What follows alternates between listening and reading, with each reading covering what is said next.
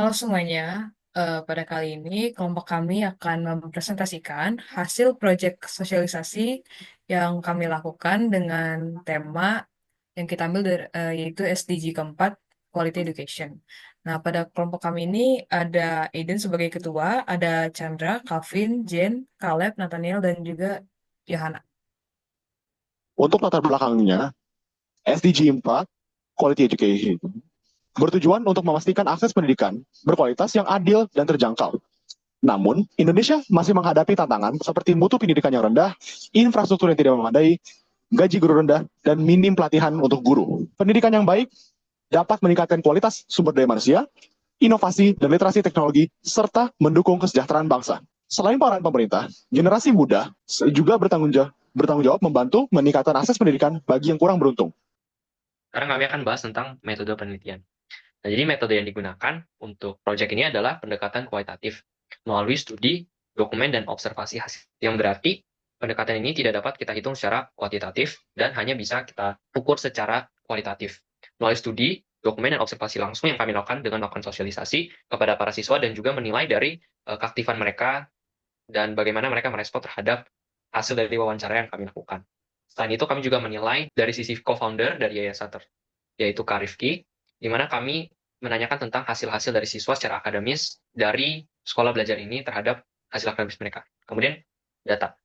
Data yang dikumpulkan melalui wawancara dengan co-founder yaitu Kak Rifki, Yayasan Menjadi Indonesia Pintar, serta sosialisasi kepada para peserta. Jadi data yang kami kumpulkan ini didapatkan dari hasil wawancara tersebut dan juga dari keaktifan dari para peserta yang mengikuti sosialisasi yang kami lakukan.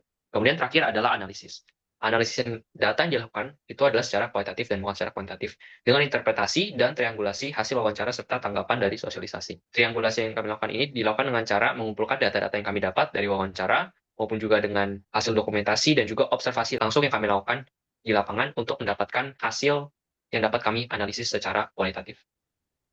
Kemudian selanjutnya ada timeline dari proyek kita yang dimulai dari bulan Oktober, yaitu tanggal 8 kita mulai melakukan riset mengenai SDG, yang mana pada akhirnya kita memilih SDG nomor 4, yaitu Quality Education.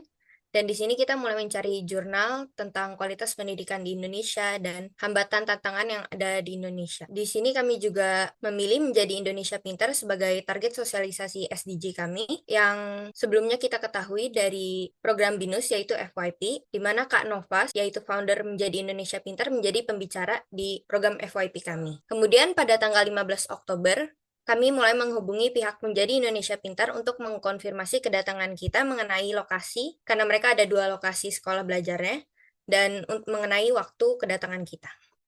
Selanjutnya, pada tanggal 19 Oktober, kami melakukan kunjungan ke Sekolah Belajar Ciputat untuk melakukan kegiatan sosialisasi kami.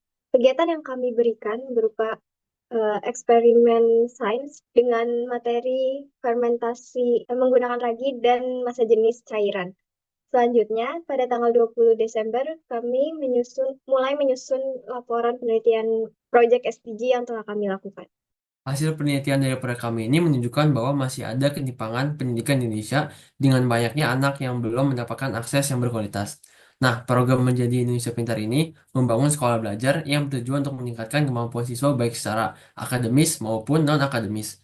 Walaupun siswa menunjukkan minat yang tinggi, pola pikir mereka perlu diarahkan agar lebih terbuka dan kritis untuk meningkatkan kualitas hidup mereka di masa depan. Nah, kesimpulannya, jadi penelitian ini menunjukkan bahwa program sekolah belajar yang dibuat oleh organisasi Menjadi Indonesia Pintar itu meningkatkan minat belajar siswa. Tetapi pemahaman mereka itu masih perlu ditingkatkan. Utamanya pada tantangannya adalah pola pikir siswa yang membatasi pandangan mereka terhadap pendidikan. Diperlukan pendekatan yang komprehensif seperti peningkatan infrastruktur, pelatihan guru, serta fasilitas dan teknologi yang lebih memadai. Program pendidikan informal seperti sekolah belajar bisa menjadi solusi awal. Penelitian ini terbatas pada satu lokasi dan disarankan untuk mengimplementasikan atau cakupannya diperluas untuk memahami kondisi pendidikan yang lebih beragam. Dan berikut adalah jurnal maupun data yang kita gunakan dalam proyek ini. Sekian dari presentasi kami, terima kasih.